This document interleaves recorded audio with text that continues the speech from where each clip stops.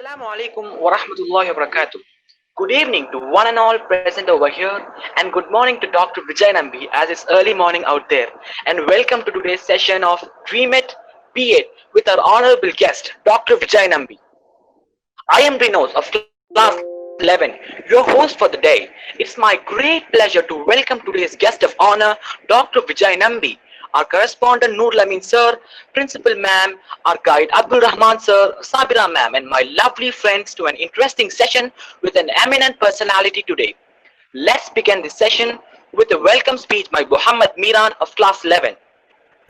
Miran, you can unmute yourself.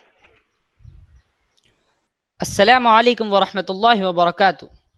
A very good evening to one and all present here. I extend a very warm welcome to our principal, teachers, and all my friends to another session of Sana Inspiring Series. Dream it, be it. I, Muhammad Miran, on behalf of Sana Model School, welcome an inspiring personality for today's session. I find immense pleasure in welcoming our honorable chief guest, Dr. Vijay Nambi, a renowned cardiologist. The presence of such the presence of such a personality with us amongst his busy schedule is a blessing. It's a privilege and honor to welcome you on behalf of Sana team. Welcome you, sir. Thank We are you. especially thankful to you. In spite of your heavy burden, duties, and responsibilities, you have joined us to dignify and magnify our meeting here today. We are privileged to have an opportunity to listen to you this evening. On behalf of all gathered here, I welcome you, sir, to this forum. I request Brother Renos to take over.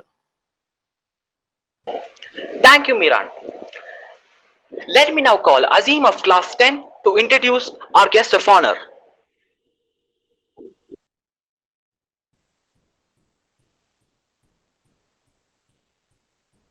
Azim, you can go ahead with your introduction.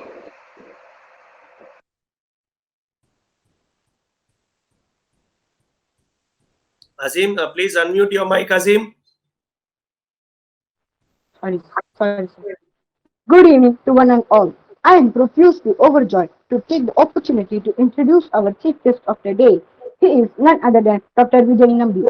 Dr. Vijay Nambi, MD, PhD, FA, CCFA, HAFASE, is a staff cardiologist and associate professor of medicine at Baylor College of Medicine and the program director of lipids and atherosclerosis fellowship at Baylor College of Medicine, Houston, Texas. Dr. Nambi has particular interest and expertise in lipidology, study of cholesterol, and cardiovascular prevention, having completed fellowship in both cardiovascular medicine and vascular medicine, and having extensive research, publication experience in preventive cardiology and cardiovascular risk.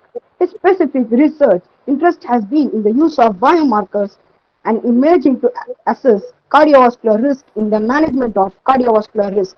Dr. Nambi is a recipient research grants from the NHLBA, BA administration and other research organizations. Dr. Nambi has authored over 180 manuscripts and several textbook chapters. I once again welcome you, sir, and wish a wonderful time with us. Thank you. Thank you so much, Azim, for the wonderful introduction.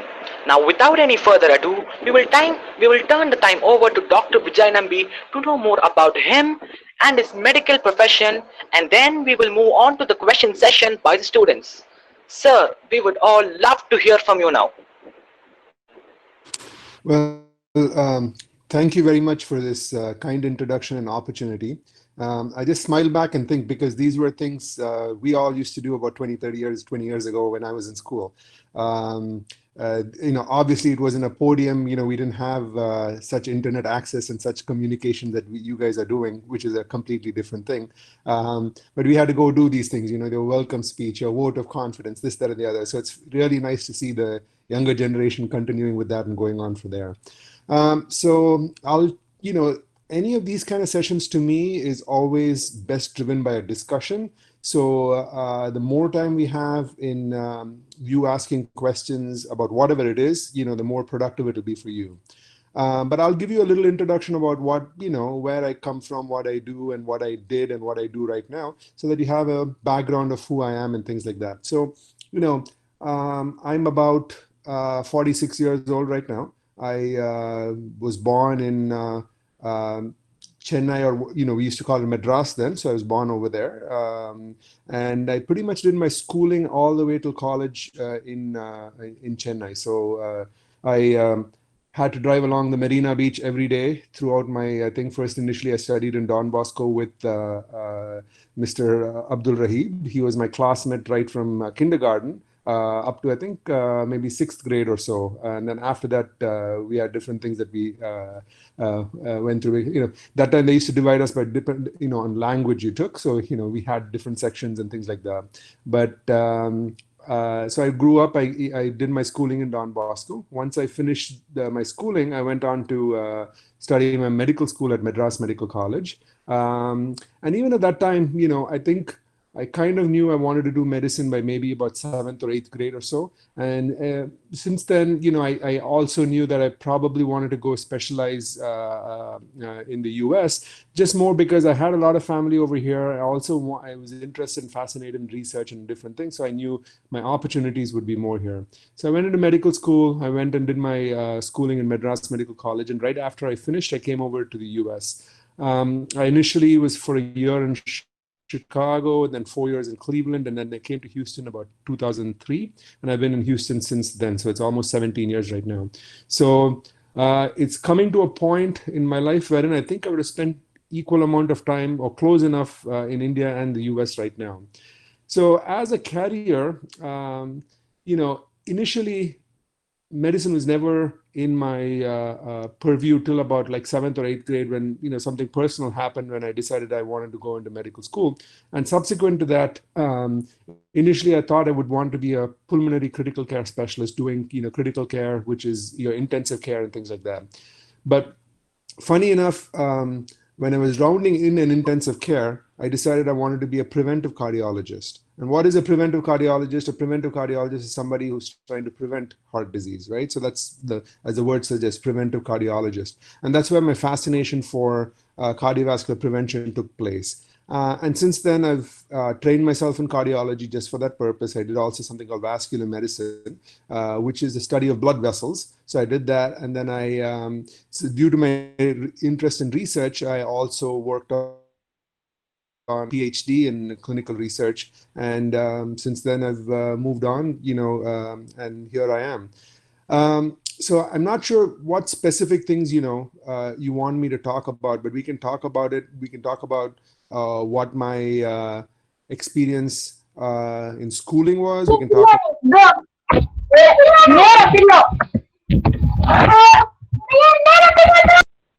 we can talk about my experience in through medical school, how it was when we entered medical school. We can talk about whatever you guys want. So if there are anything specific you want to talk about, we can start with that and then keep it going.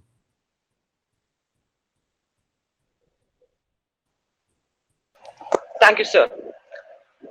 Now we will go ahead and take some time for the questions. Just a reminder to the students, those who are willing to ask question can type their names on the chat box, and you can unmute your mic when you are called for, or else you can even type the questions in the chat box. Sir, before I call out the other students, I would love to ask you a few questions. As my aspiration is to become a cardiologist, I have a question for you. How does it feel being a cardiologist? I mean, how does a day in your life go? So that's a good question. So my day in my life will depend on the day in the life, right? So there are days in which you have certain things you do, and there are certain days in which you have other things you do, and it makes it busy in different ways. So there are different models of practice, right? So in the US, if you're in an academic center, for example, I work at the Veterans Affairs Hospital or at a university hospital, then each one of us have certain roles to play in a particular day. But in a private practice, for example, you may be doing all of it throughout the day. So I'll give you a contrast between what I do and say what somebody else would do. for me, for example, I'm what they call a non-invasive cardiologist. Now, in cardiology, there are people who do things like stents and stuff like that, right? So you have a heart attack, you go into the hospital, they run these wires up to your heart arteries and put a stent in. They're whom we call invasive cardiologists. There are other people who, let me take a step back. Now, simple way to think about it is, if you take the heart, just like any, our day-to-day life, we have a plumbing system and an electrical system, right? So just like that, we also have a plumbing system in the heart and an electrical system in the heart. The plumbing system is where if it gets blocked off, you get a heart attack, right? And that's what the invasive cardiologists do. They go and take catheters up there and clean up that blockage, if you would. Now, there are also other doctors called electrophysiologists who take care of the electrical system of the heart. Say it goes haywire, your heart rate starts going fast, or you starts going too slow and you pass out. Then they have to do things like pacemakers and all of that. And then we are, in a way, a support team, which we call non-invasive cardiologists. So we need to find out how the heart is functioning. We do the diagnostics and those kind of things. So for me, depending on the day, so sometimes I'll maybe rounding in the ICU. When I'm rounding in the ICU, those are days in which it's a lot more challenging because it depends on how sick your patients are. If you're sick, there may be nights in which you're awake through the night. Either the nurse is calling you or trainees who work with us, they go and they feel the call, they call you with the questions about what's changing with the patient, and you have to make decisions on what the next steps to take and things like that are. Same way, there's a thing called the consult service, which are not as critically ill patients, but on the floor, in whom you again have to be rounding. They ask you questions about what to do, what would be the next workup, how do you make the patient feel better, and those kind of things. And those are kind of things which is a long day from that perspective. Other thing we do is we do something called echocardiography, which is basically using ultrasound, which is sound waves trying to find out how your heart is working and things like that. And we use that to evaluate the heart, make diagnosis and things like that. On those days, I might be sitting and reading ultrasounds in the heart on a computer for like 10 hours or so. So it varies from day to day. Now, in a private practice setting where you yourself are taking care of all of it, what you may do is you may end up starting the day by seeing your patients, then go on and see patients in your outpatient clinic, and then move on from there to read the testing you've ordered, and finally maybe do a heart catheterization or so. So there's a variable model, and you have to decide as to what you want to do in your life. You can be as busy as you want to. You can start your work at 6 o'clock in the morning and go till 10 p.m. at night. Or on the other hand, you can also take it a little bit more lighter and say, okay, I need to spend time with family. And so start taking, whatever time, 7, 8 o'clock to 5 o'clock or 6 o'clock in the evening.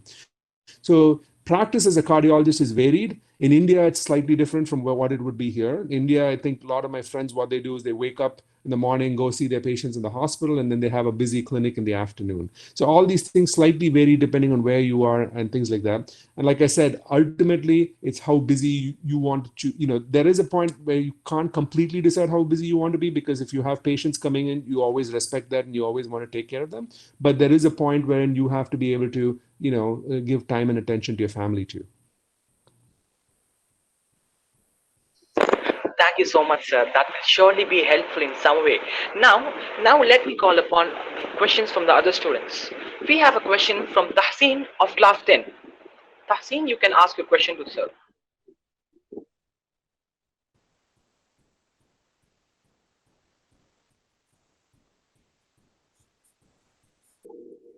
I don't think Tahseen is here, so let's call Mujahid of class 10 to ask his question.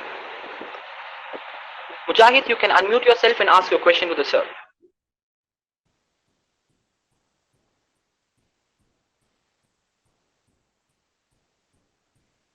Mujahid? Oh yes, he has written his question in the chat box. I'll read it for you, sir. As you have been both a teacher and a doctor, which do you think makes you feel better about yourself?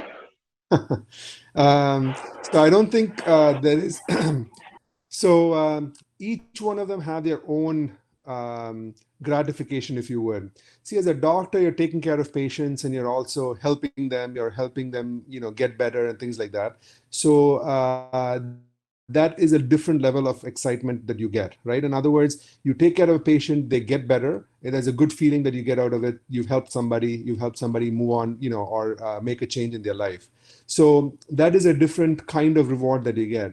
On the other hand, as a teacher, when you're teaching the next generation and they go on to, do what you practice, that's also a different kind of gratitude. So I don't think there's one thing that's necessarily better. To me, these are complementary things, and each one has a part and role in what I do. Ultimately, I think each one of them have their big role to play. Taking care of patients is very important, but at the same time, teaching and passing it on to the next generations is also absolutely, important. So I think both of them are equal, and I wouldn't say one is better than the other. Thank you, sir. Let me now call Tayyib of class 9 to ask his question. Tayyib, you can ask your question. Hello, sir. I'm Taib of grade 9. I have a question for Hi. you, sir. Hi, sir. What type of student were you in school and college, sir? So, so interesting, right? So I think what happened was when I started school, I started in kindergarten in Padma Sheshadri Balabhavan, right? So in near Vallur Kotam. So at that point of time, I started in kindergarten. So I was too young to be a student at Don Bosco. So then the next year I started back in Don Bosco, but I had to repeat my kindergarten. So I did my what they used to call lower LKG or lower kindergarten the second time. So when I went into school, it was funny because I was the kid that was not crying the most because I had already been to kindergarten. So, it wasn't that separation anxiety with your parents and all that wasn't there. So what ended up happening was apparently I was the kid that was comforting the other kids from crying. So automatically I became like a class monitor or class leader or whatever you want to call it. So that was my thing from the first to the fifth grade. So I was always more of an extrovert and those kind of things. Sixth grade onwards, my parents decided that I should not take up any of these monitor or class leadership roles. So I did not do that. But at the same time, I was an extrovert. So I used to take part in different kind of competitions, do this, do that, and all of that. So in school, in class, I wouldn't say I was the first ranker, but I was, reasonably up there in the top for most part of my, I think in the top 10 or so in the class and things like that. And then in the 11th grade or so, I was appointed the school assistant cultural secretary. So we were doing things over there. In the 12th grade, I was a class monitor. So I had these leadership roles all throughout. So I think I was an above average student throughout my schooling life. And that, has held me good. I mean, I was just fascinated with what I did. It was funny enough. I know how important drawing is in biology and stuff like that. And I used to suck at drawing. I never was a good artist as far as that goes. So that was always a challenge because trying to get into medical school, you had to be able to do well in biology and, things like that.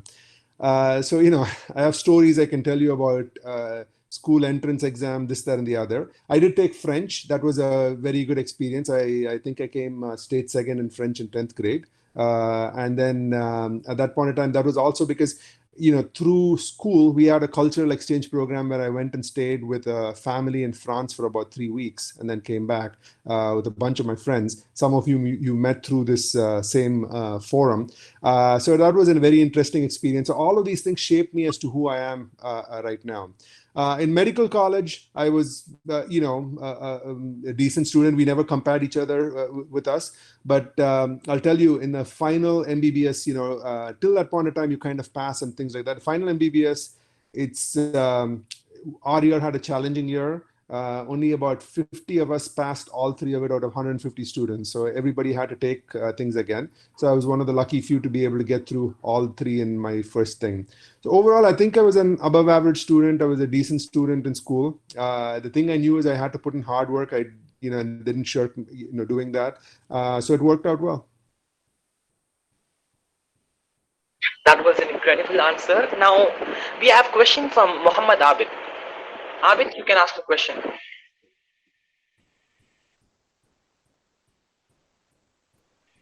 Abid? Yes. Yes. Hello, sir. I'm Abhi from class 9D and I have a question. So, what are your hobbies and how do you spend your free time?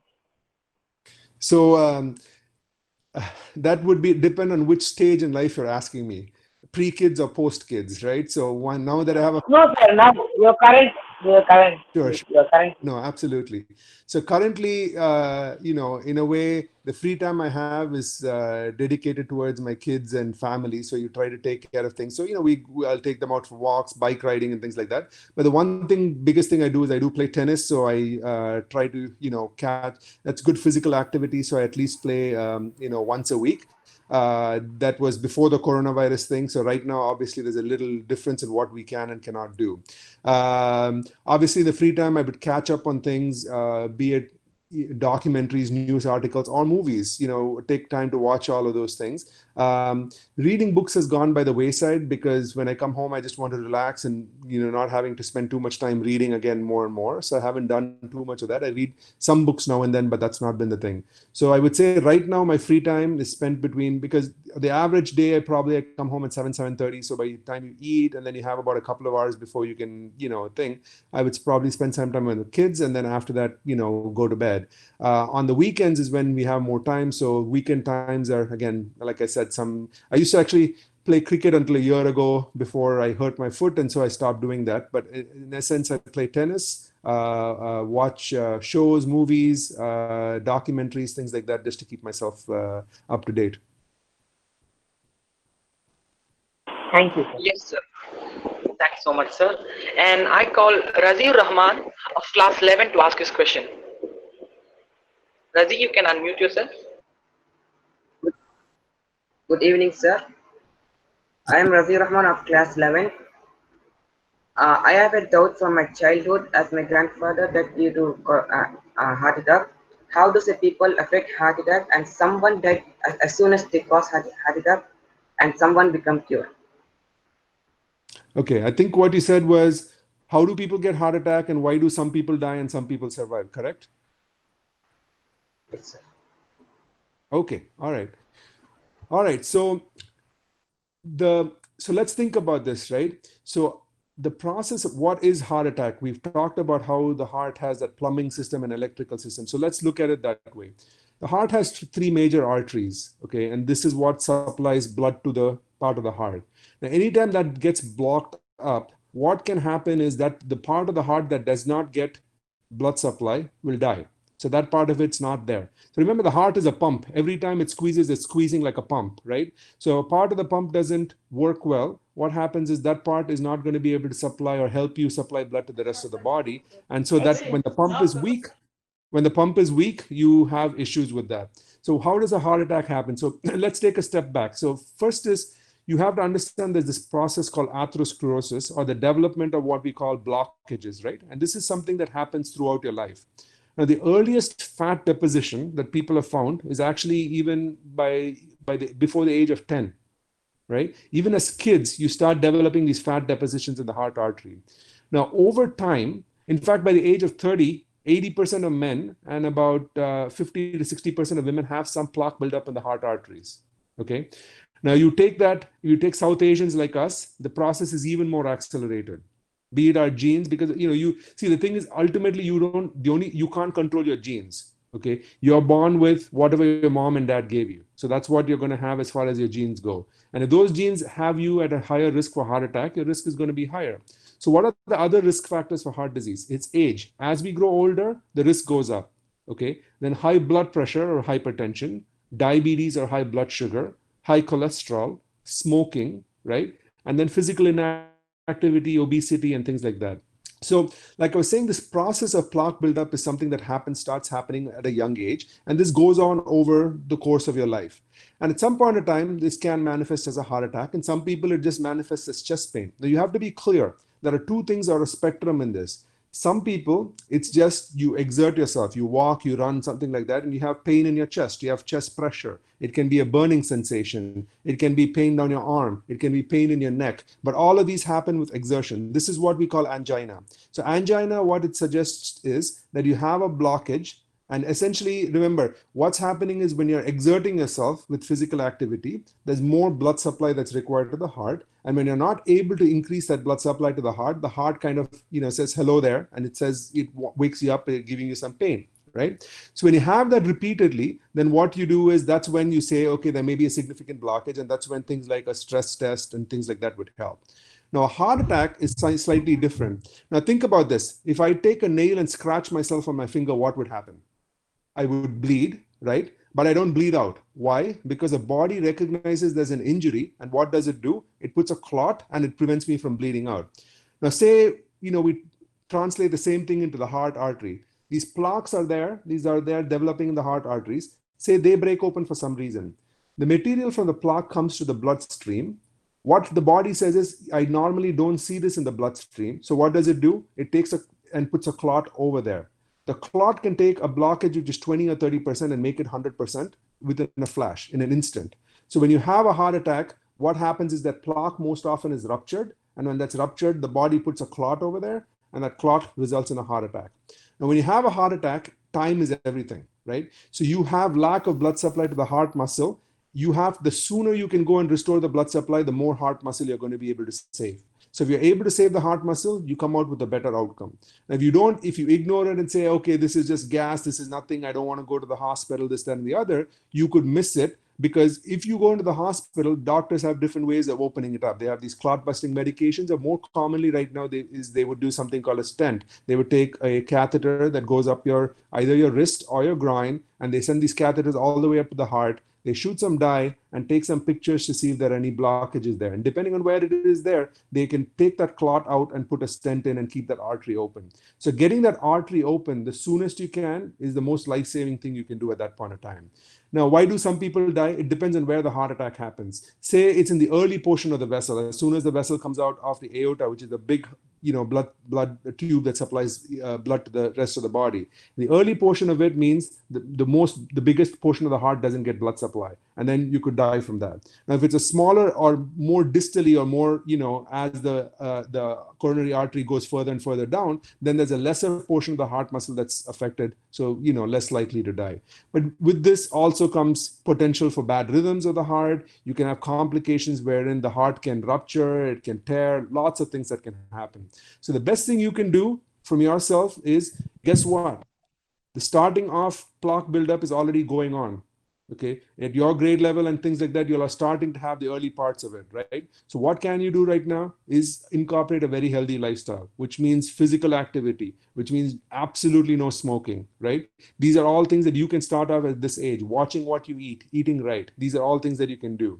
Now, what do you tell your moms and dads? Make sure they know what their blood pressure is. Make sure they know what their cholesterol is. Make sure they know what their diabetes is. And if you need medications can help prevent this. It cannot make it zero heart attacks. Even with the medications, people get heart attacks, but it makes it less likely to get a heart attack. So bottom line is, if you aren't experiencing symptoms right now, it's always a preventive mode. So that's why you look for your risk factors to try to prevent that heart attack. And when you have the heart attack, when you have chest pain and things like that, the best thing you can do is get yourself into a hospital right away, because time is heart muscle, time is life over there. Thank you so much, sir. Raji, that was a great question. Now I call Faisal of class 9 to ask his question. Faisal? Sir, I am Muhammad Faisal of class 9C, and the question for you is, what are the challenges you face as a cardiologist? So the challenges I face, I think these are things that are different levels and kinds of challenges, right? So as a cardiologist, we're always trying to prevent heart attacks. And remember, a cardiologist, we don't deal only with heart attack, right? We also deal with other things like heart failure. There are so many other things. Heart failure is where your pump is not working well, and so people are chronically short of breath and things like that. So as a cardiologist, what are the challenges that I would face? Most of it, there's always 2-3 levels that you want to think about, right? So first is, you can think about it from your practice level. When you're practicing cardiology, what are the challenges you face? And in those situations, the main thing is the time, right? So you want to be able to spend enough time to be able to educate your patient and things like that. But this is a world in which, time, you're expected to see so many patients. You have to do this. You have to keep moving on with things. So sometimes you just don't have the time to be able to spend with your patient and tell them all that you want to, and be sure that they're able to, you're able to answer all their questions. Now, the next level of issue is what the patients want to do. So there's a lot of misapprehension about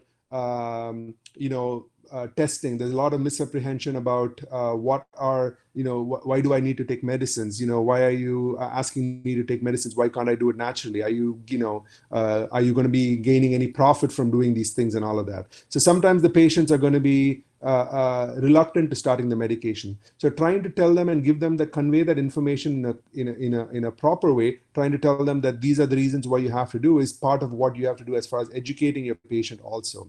The third thing is you also want to be able to balance your work and life, right?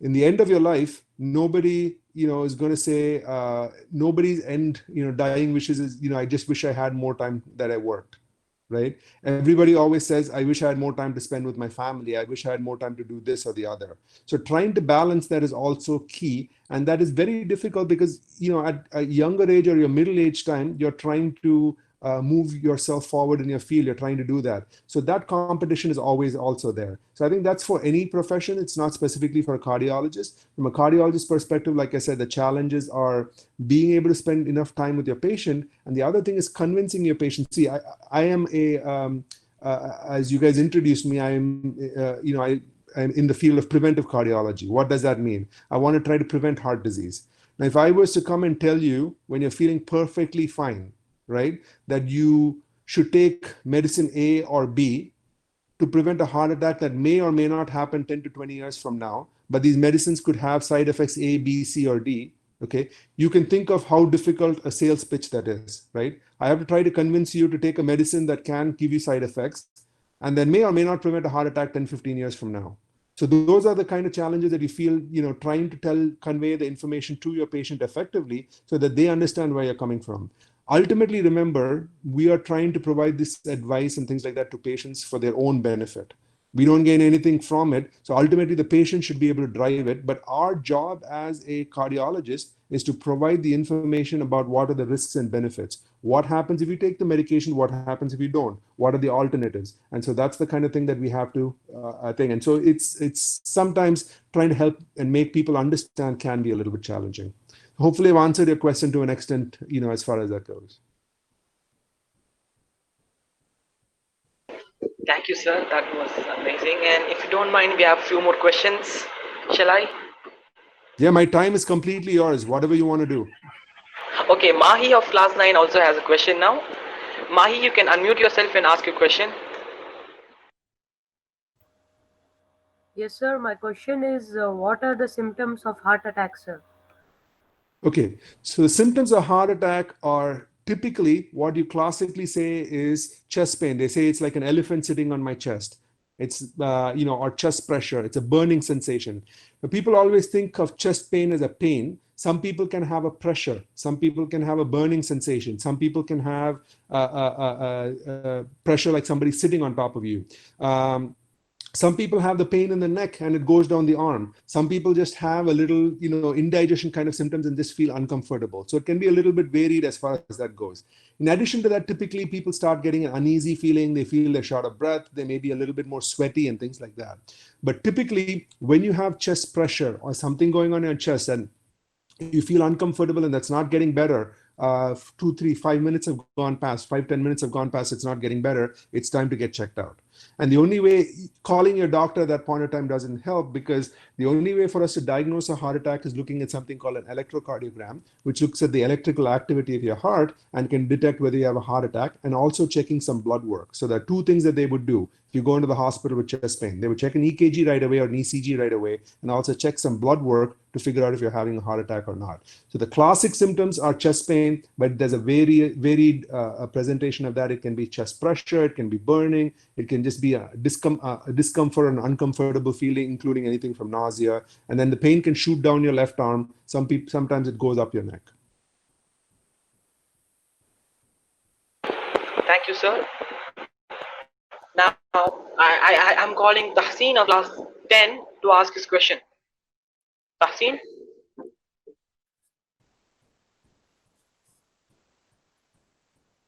Tahseen, are you there? Okay, then I'll move on to Salik's question. Salik, you can ask your question. So, what should we do now as kids for ourselves and for our community and family with related to health?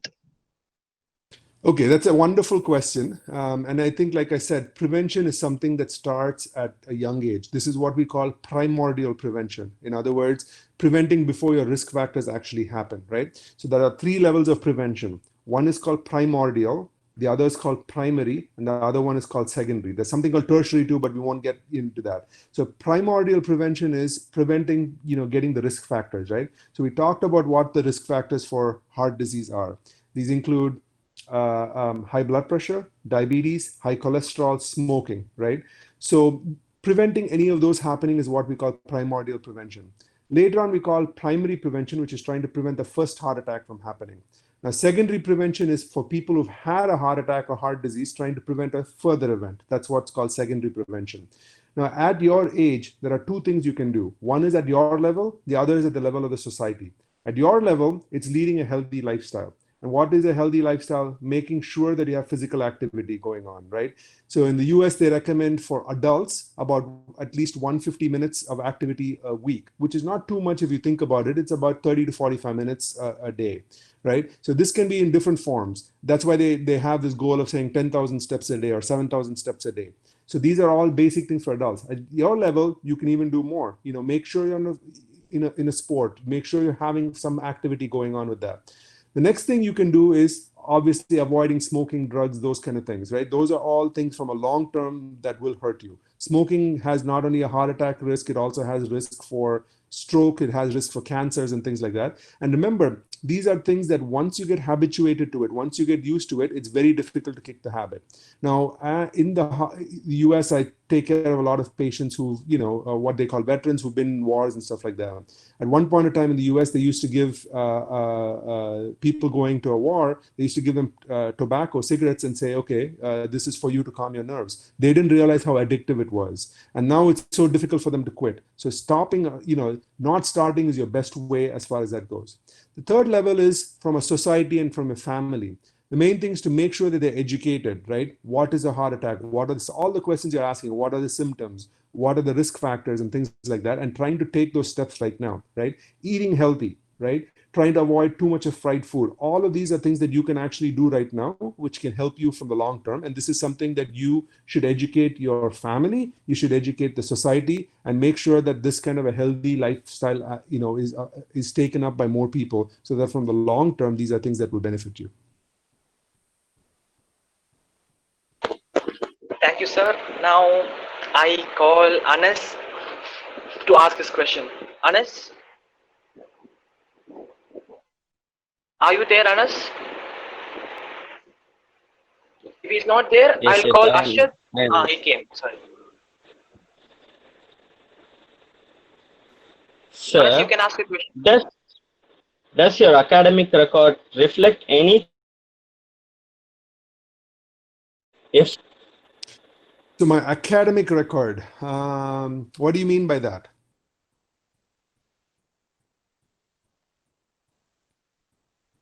So you're saying my academic record reflect any changes in life in the sense, what specific thing were you trying to find out?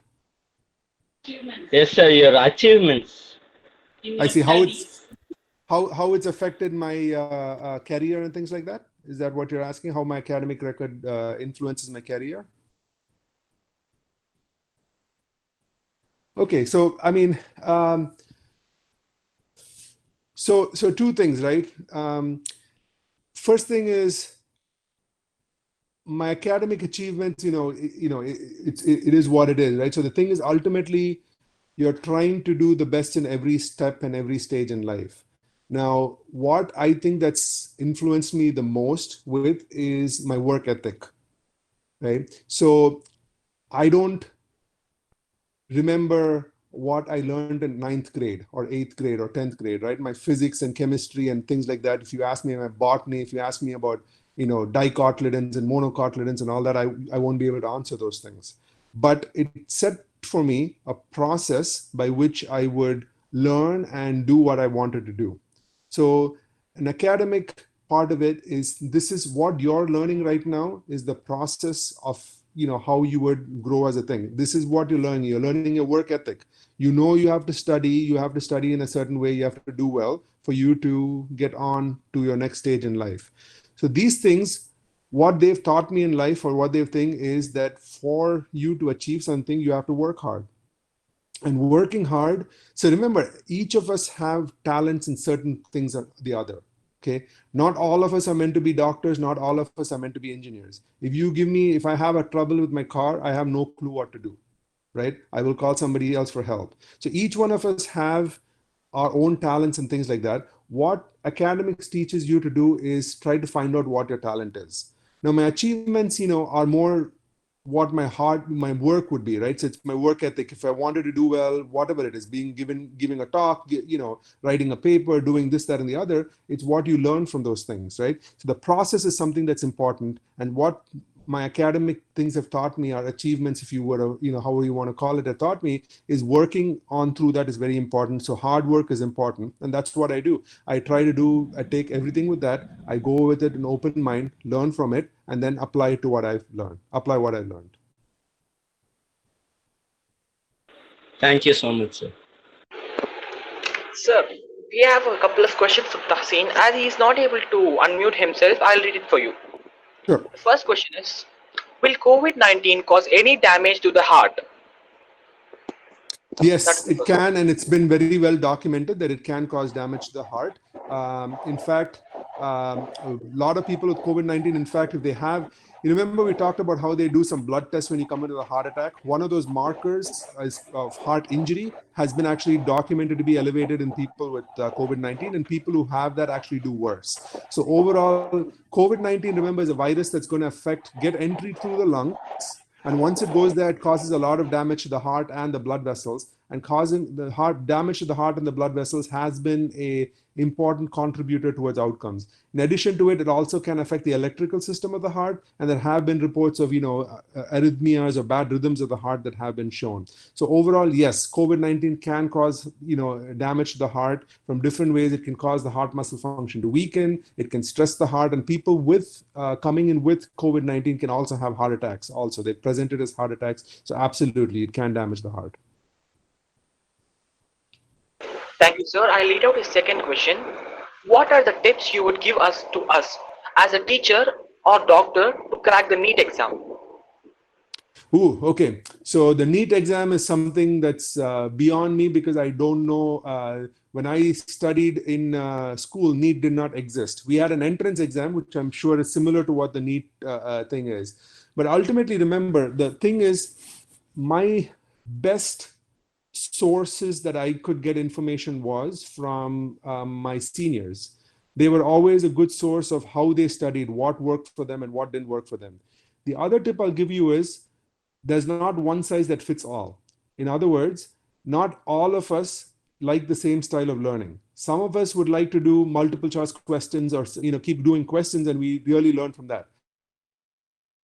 Understand the topic, and that works well for them. So you have to understand who you are, what works for you, from what helps you remember. Talk to as many people as possible. You're asking me the question, so I don't do NEET. I haven't done NEET, but what you'll know is your seniors who've done it, or people from other school, or your family members or friends of people who have done NEET, right? So you can ask them what worked for them, and then you have to adapt it and customize it to yourself. For me, when I went to 12th grade, it was an interesting time, because that was a year in which there was some challenges. There was some issues between the central board, CBSE, and the state board. CBSE had added some extra points to their scores and things like that. So there's a lot of controversy. It went to the court and things like that. So when we went into engineering and medical school at that point in time, what they used to do was take a certain percentage of your 12th grade exam scores. They used to take 25% of your physics, 25% of your chemistry score, and 50% of your biology score, and add it to an entrance exam score and come up with a composite. So for our year alone, for some reason, because of this problem with the CBSE, they actually went into entrance exam mode alone. And that also got litigated in the court, and finally they did a combination of both. So when I went to my entrance exam, before my 12th grade exam, I was actually sick with something, either strep throat or tonsillitis. I actually had to go to the hospital the day before my physics exam. I remember it clearly. Before my entrance exam, it was a challenging thing, because I used multiple resources to study, multiple choice questions and things like that. And strange enough, when I went to my entrance exam, I had to write my exam in a polyclinic somewhere, I think at Tenambet or something like that. And interestingly, when I wrote the exam, it was a multiple choice question exam. We had 120 questions or so. We had a thatched roof. And as I was writing the exam and I was turning my answer sheet, there was this computer coded answer sheets, a crow defecated from the top. Luckily, it missed my answer sheet, because if it had fallen on my answer sheet, that would have been 10 or 15 questions that have been gone. I asked to reseat, they wouldn't allow me to reseat. And then it happened one more time, right? And so then finally they reseated me. And that year, I mean, I got 3 questions wrong in my entrance exam. My score was at the top 10 or so. If I had gotten that crow had fallen, had defecated on my answer sheet, that would have been my end of trying to get into medical school over there, right? So these are things that happen in your life that you cannot control. My point at the end of the day is these are all life experiences that teach you. But what you have to understand is understand yourself, what you study, how you study. Once you know that, then you start talking to your friends and people and see what worked for them. And then you'll find what works for you at the best. So that's the best I can give you, because I'm not as familiar with NEET as say what used to be for us.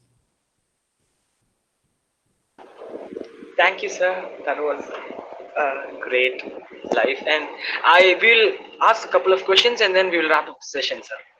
Now I call Yusuf of class 10 to ask this question. Sir, Yusuf? sir, what motivated you to become a cardiologist? So initially, like I was saying, I wanted to be actually a pulmonary critical care person. In other words, taking care of the lung and ICU patients and all that. But strange enough, I was rotating in an ICU setting, and one of my teachers at that point of time talked about how you can predict diabetes and things like that about 20 years before. In other words, a lot of you guys know that lack of insulin leads to diabetes, right? The insulin is something that's produced by your pancreas, and lack of insulin leads to diabetes. Now, what we don't know is when we are younger, what happens is this, we develop something called insulin resistance. This is what happens when we're overweight or obese, and a lot of Indians have this issue. So when this happens, what happens is these insulin levels start growing higher and higher for 10, 20 years before you actually become a diabetic. So that's fascinated me. In other words, you had such amount of time in which you could try to make an impression or something that you can change somebody's lifestyle. And doing that and preventing heart disease, started becoming a passion, because as a Indian, as a South Asian, we know that heart disease is the leading cause of death in our communities. So that kind of started inspiring me to wanting to become a cardiologist and preventing heart disease. So that's where my switch turned over from becoming a critical care person to doing this. Thank you, sir. Thank you, sir. We will get the final question from Ashraf of class 9. Sure. Ashraf?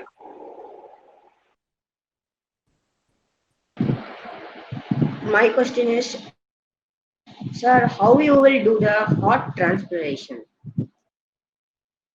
How will you do a heart transplant? Well, I won't do it. The surgeons would do it. So essentially, they have a lot of criteria based on which they judge it. Essentially, if you have somebody with a very weak heart muscle, they have additional support, mechanical support, which means they attach your body to a pump that can substitute the heart. And people are kept alive with that kind of mechanism for some time. But anything that's foreign to you is not meant to last, and there can be a lot of complications. That's why they need a heart to be transplanted. Now, heart transplant, obviously, you need 2 things. You need a donor, or somebody who is, brain dead, and that's whom is able to donate a heart. So when you have people who've had a motorcycle accident or car accident or something like that, what can happen is they can become what they call brain dead. In other words, the brain is not functioning, but the rest of the body can breathe, and their heart can go on and things like that. Once this has been certified that a person is brain dead, they typically have 2-3 people give a few days. Then if the family and all of them want to donate the heart, what they do is they would take the heart from that person who is brain dead. In other words, they're going to die anyways. And then what they do is they go into the person who needs the heart, and they can either In the olden times, they used to be able to keep both the original heart, they had both of them, but most often what they do right now is they would disconnect the heart from the rest of the body, the aorta and all the other blood vessels, and then suture this in place and then do it from there. The biggest thing with heart transplant is, remember, our body is unique because it recognizes you very well. If you have something else that's put in you, what they would do is, if that doesn't respond, your body can start reacting against it and can start rejecting the organism, or whatever it is. In this case, the heart, right? It can start rejecting the heart. So in that situation, what ends up happening is you have to be on a lot of medications called immunosuppressive, which means it suppresses your immune system so that your immune system doesn't react against the heart itself. Once they have that in place, what they would do is, watch your heart and see what happens and make sure it doesn't reject. So the process itself is a surgery, but who gets the heart? You don't have as many hearts that are being donated as the number of people who need it, which is a good thing also, because you don't want people dying to be having to be able to donate the heart. But if people are, dying, then it's a nice thing. If they can donate organs, it'll help somebody else. So these are things to consider. But once it's given, after that, it's a surgical procedure, and then you go on from there. All right, sir. So before we wrap up the session, do you have any questions to ask to the students? Sure. So I understand these are new sessions that you guys have done. I know quite a few of my schoolmates have done this already. So how are you guys benefiting from this? Students, please answer sir. You can unmute yourself.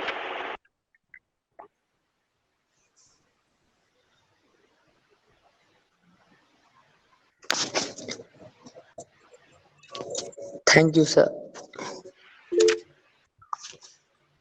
Mm-hmm. So remember,